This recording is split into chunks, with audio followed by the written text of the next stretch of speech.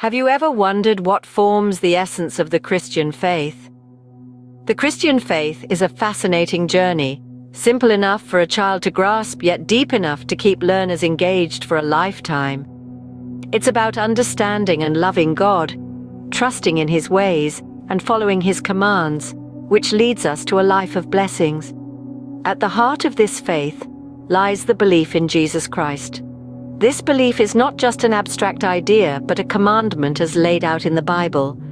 Every follower is expected to be baptized in water, symbolizing a commitment to Jesus and His teachings. This practice finds its roots in Matthew 28:19, where Jesus told His disciples, "Go therefore and make disciples of all the nations, baptizing them in the name of the Father and of the Son and of the Holy Spirit." Baptism is more than just a ritual.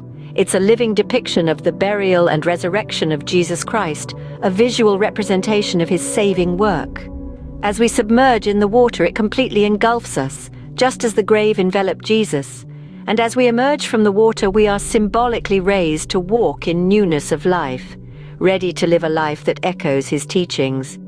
Baptism also serves as a public declaration of one's allegiance to Jesus. It's a powerful statement to the world that you are a disciple of Jesus, dedicated to His ways. It's a bold proclamation of one's faith, a testament to the transformative power of belief. In essence, the Christian faith is about recognizing and celebrating the saving work of Jesus Christ. It's about embracing His teachings, understanding His sacrifice, and striving to live a life that reflects His love and mercy. It's about being part of a community that shares these beliefs and supports each other in this journey of faith and spiritual growth. It's about constantly seeking to deepen our understanding of God, trusting in His wisdom, and finding joy in His love.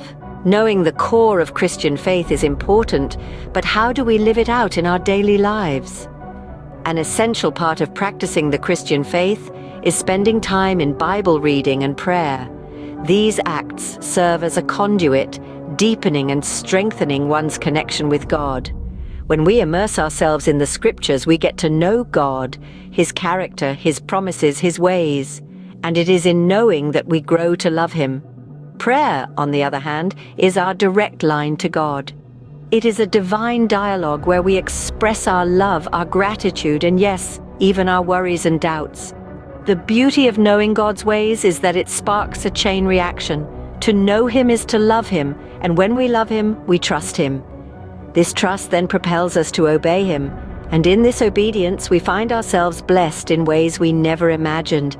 It's like stepping into a divine circle of trust, love, obedience, and blessings.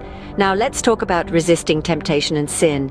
Reading the Bible and spending time in prayer gives us the insight and strength to recognize when we're being tempted.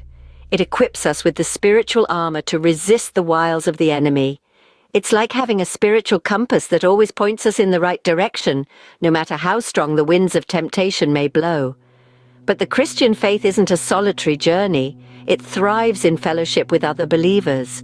It's about sharing experiences, learning from each other, and growing together in faith. It also calls us to serve others, reflecting Christ's love in our actions. And one of the most beautiful aspects of the Christian faith is sharing it with others, telling them about the love of Jesus, and inviting them to be part of this incredible journey. So there you have it. Living out the Christian faith means growing in love and understanding of God, resisting sin, and sharing this journey with others. It's about being rooted in love, fortified by faith, and always reaching out in service. It's a journey of knowing, loving, and serving God.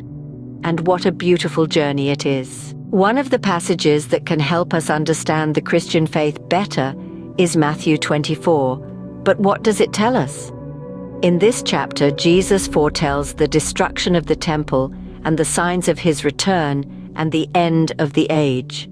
He alerts us to the rise of false messiahs and prophets who would deceive many.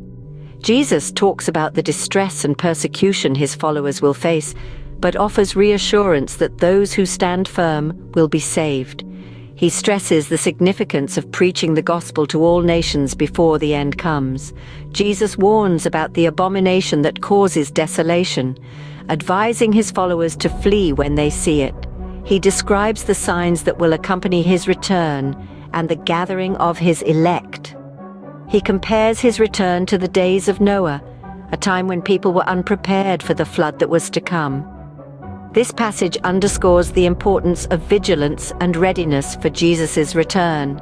It serves as a reminder for Christians to be alert and prepared, living a life of faithfulness and integrity just as Noah did. Matthew 24 serves as a guide for Christians, reminding us to stay faithful, watchful, and prepared for the return of Jesus.